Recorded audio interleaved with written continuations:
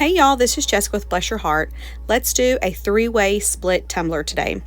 We're going to start with a 30-ounce skinny from Hog, and I have just used my lid to get what I believe is true center, and the masking tape is just to kind of keep me in the lines and help me kind of trim my vinyl when it's all said and done. I am going to overlap both sides of those pieces of tape, and I'm going to kind of fold it back, and I'm going to use my paper trimmer to try to keep all my lines as straight as possible.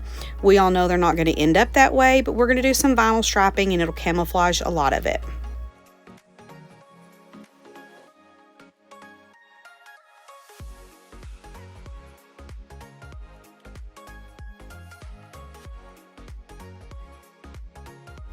I think I forgot to mention this before, but the vinyl is from Vinyl Fun for Everyone, and it's part of their Floral Bees collection.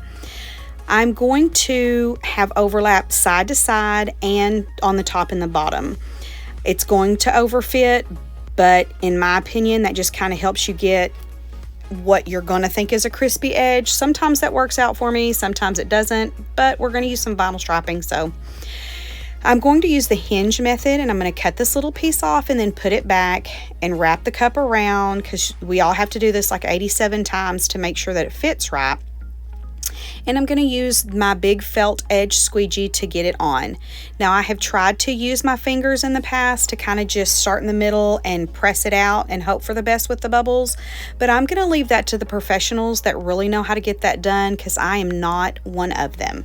So back to the squeegee, shimmy it on, and hope for the best.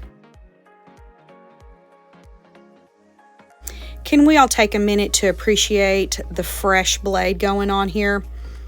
That doesn't happen often. Anyways, so we're going to cut the top, and then I'm going to go back in at what I believe is a 45-degree angle. Who really knows? And I'm going to cut that little bit extra off just so we can get a good seal with our epoxy at the top. I'm going to use this little cheat method that has not really failed me too terribly much in the past, and I'm going to try to get my straight line. I'm going to go in at the end whenever we put the other piece of vinyl on, and I'm going to use my vinyl edge trimmer, so I'm not really worried about the bottom.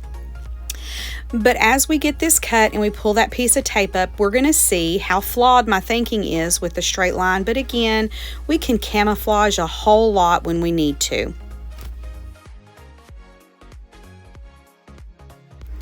So I'm going to try to measure what I believe is center-ish. I think I end up going about 4 3/4 of an inch down.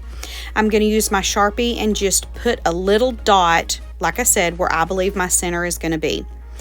Now I'm going to go with the same painter's tape that I've been using this whole time, and I'm going to go just on top of that dot. And the bottom of this dot is going to be where I do my extra piece of vinyl.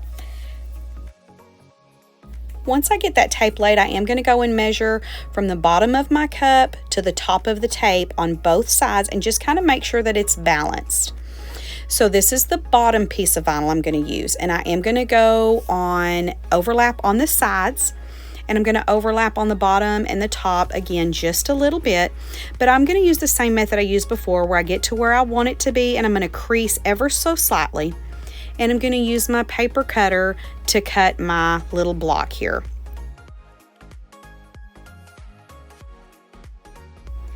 I'm going to go in with the painter's tape again and kind of just help me cut with a straight line.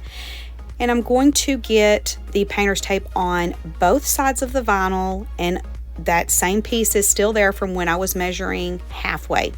So I'm going to use the hinge method again, put this piece of vinyl on, and trim all of the edges off.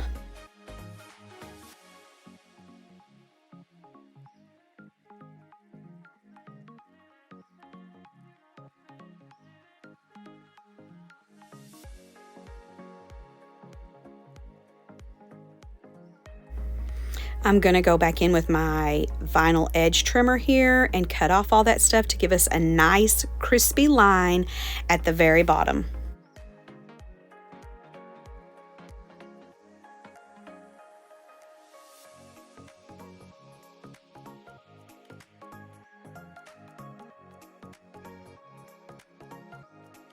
And now for some glitter finally. I'm going to protect my vinyl with some more painter's tape, just wherever the vinyl is showing, just right up to the edge of it. That way we don't get any adhesive on that vinyl.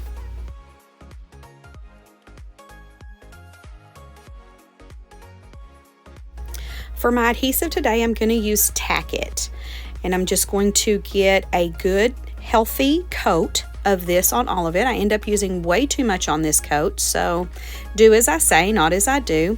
End up wiping most of it off, and we're going to use Blushy Slushy from the Glitter Guide. This is just a really pretty kind of mauvey pink that I think goes really good with both pieces of vinyl.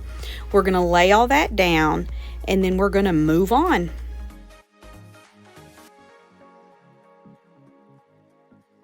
So you are going to see right here that I did use the Tack It method, but I didn't like it. It didn't cover like I wanted it to, so I just added another layer of the Tack It glue and used that as my base for this glitter, and it actually turned out really well. So as soon as you get finished glittering and all of that jazz, you want to remove your tape. I did go in and seal this glitter twice with polyacrylic, and I'm going to go ahead and do my vinyl striping. Now there is still no epoxy on this cup just yet, but when you seal your glitter really good, you can kind of get sometimes some of these vinyls to stick to it, and it just kind of helps you not have an epoxy brick. So I'm going to use this textured gold Cricut vinyl everywhere that these sections meet.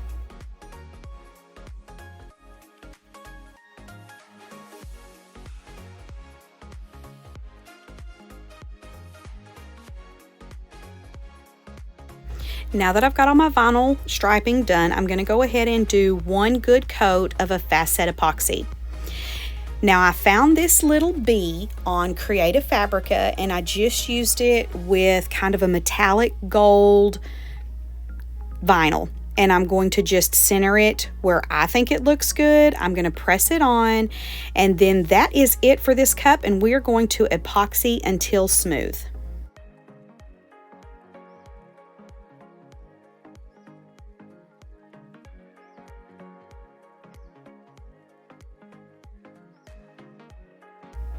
And here we go. Thank y'all so much for hanging out with me today.